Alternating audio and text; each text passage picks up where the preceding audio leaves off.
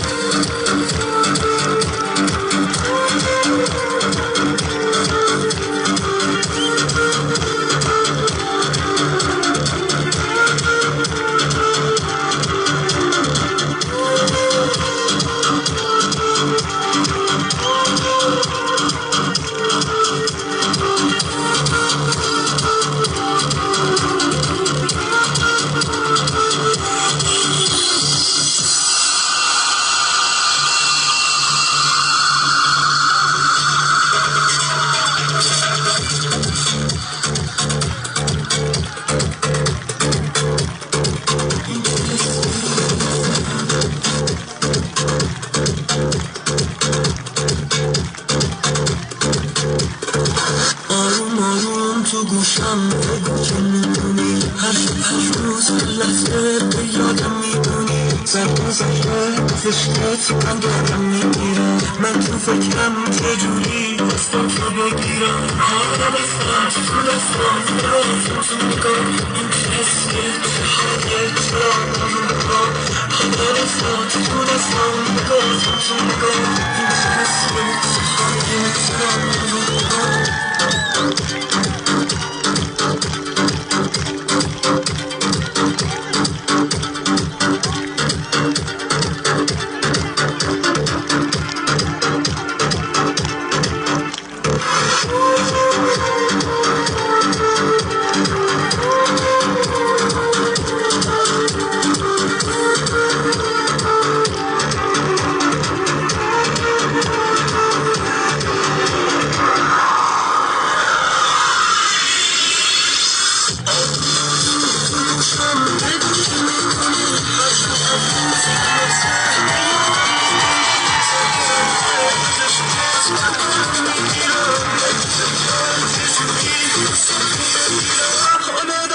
تو دستات نگاهتم تو نگاه این چه حس و حالیه واسه چرا من رو حالا دستات تو دستات نگاهتم تو نگاه این چه حس و حالیه واسه چرا من رو